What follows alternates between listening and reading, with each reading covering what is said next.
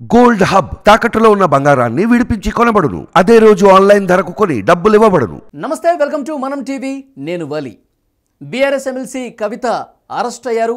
ED అధికారులు నిన్న కవిత నివాసంలో సోదాలు చేశారు, అరెస్ట్ చేశారు, ఢిల్లీకి తీసుకెళ్లారు.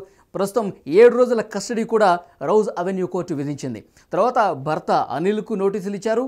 తర్వాత మరొక 3 సహాయక సిబ్బంది ఎవరైతే ఉన్నారో వాళ్ళకు కూడా నోటీసులు ఇచ్చారు. సోమవారం విచారణకు రావాల్సిందిగా కోరారు. ప్రస్తుతం ఇది కేసుకు సంబంధించిన తాజా అప్డేట్. అయితే ఈ అరెస్టును రాజకీయ కోణంలో చూడాల్సిన అవసరం ఉందని చెప్పి భావిస్తున్నారు చాలామంది. ఎందుకంటే షెడ్యూల్కు 1 రోజు ముందు అరెస్ట్ అయిన క్రమాన్ని ఒకసారి పరిశీలిస్తే కనుక భారతీయ జనతా పార్టీ ఒక పెద్ద ప్లానే వేసినట్టుగా కనిపిస్తోంది.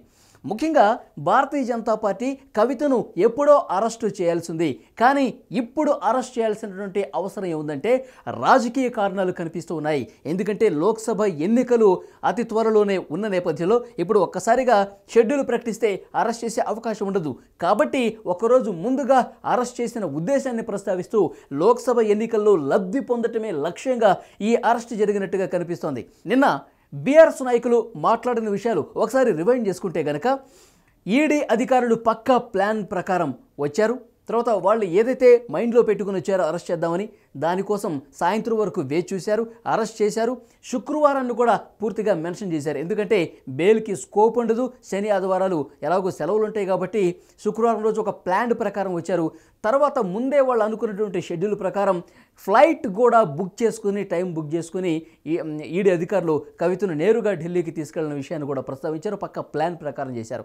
అయితే భారతీయ జనతా పార్టీ చేసినటువంటి ఈ ప్లాన్కి సంబంధించి ప్రస్తుతం రాజకీయ కోణంలో చాలామంది చూస్తున్నారు. ఎందుకంటే రాజకీయంగా బలపడాలి అంటే తెలంగాణలో రాజకీయంగా ఎక్కువ స్థానాలు సంపాదించాలంటే గనక బీఆర్ఎస్కి బీజేపీకి మధ్య దోస్తీ లేదు అన్న మెసేజ్ని ప్రజలకు చెప్పాల్సినటువంటి అవసరం ఉంది. కాబట్టే ఈ అరెస్టు జరిగిందని చెప్తున్నారు. కొద్ది కాలం మనం ఒక్కసారి వెనక్కి వెళితే గనక తెలంగాణ అసెంబ్లీ ఎన్నికలకు ముందు, అంటే చాలా రోజుల ముందు కూడా బీఆర్ఎస్ బీజేపీ ఒకటే. ఎందుకంటే ఈ కేసుకు సంబంధించి లిక్కర్ స్కామ్కు సంబంధించి ఇందులో ఉన్నటువంటి ప్రముఖులందరూ కూడా అరెస్ట్ అయ్యారు. రాజకీయ నాయకులు, వ్యాపారస్తులు చాలామంది అరెస్ట్ అయ్యారు. కొంతమంది అయితే బెయిల్ కూడా రాలేదు.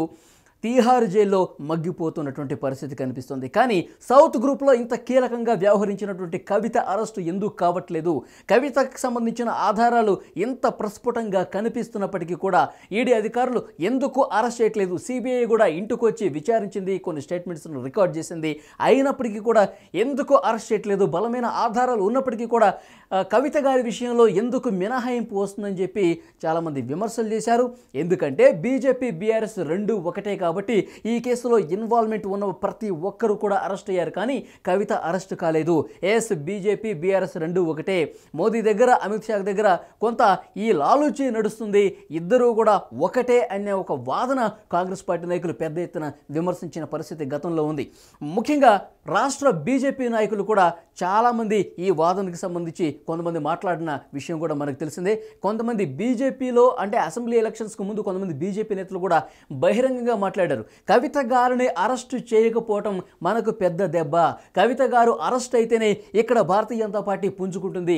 ఒక పక్క బండి సంజయ్ని అధ్యక్ష పదవి నుంచి తీసేశారు, ఇంకో పక్క కవిత గారిని అరెస్టు చేయలేదు. సో భారతీయ జనతా పార్టీ ఎదుగుతున్నటువంటి పార్టీని పూర్తిగా చేతులారా మనమే నాశనం చేసుకున్నాం అన్న ఒక బాధ కొంతమంది బీజేపీ నాయకుల్లో కనిపించింది.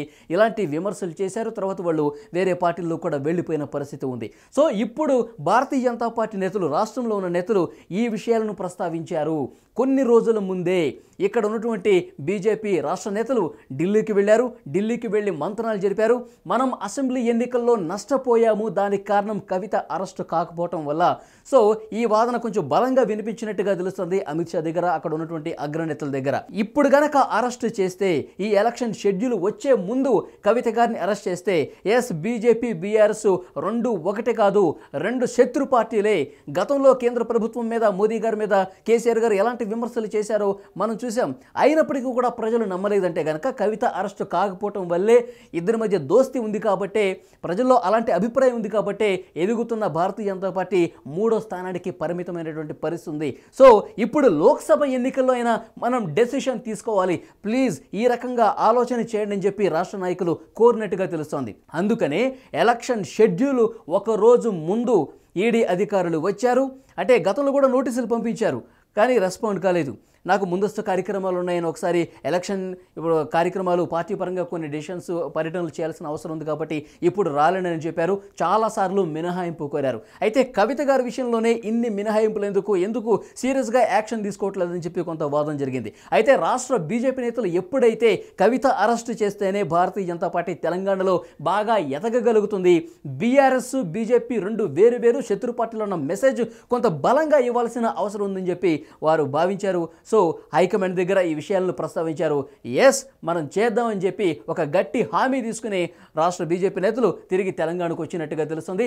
అనుకున్న ప్లాన్ ప్రకారం, అనుకున్న పథకం ప్రకారమే బీజేపీ హైకమాండ్ ఈడీ అధికారులని తెలంగాణ రాష్ట్రం వైపు పంపించింది.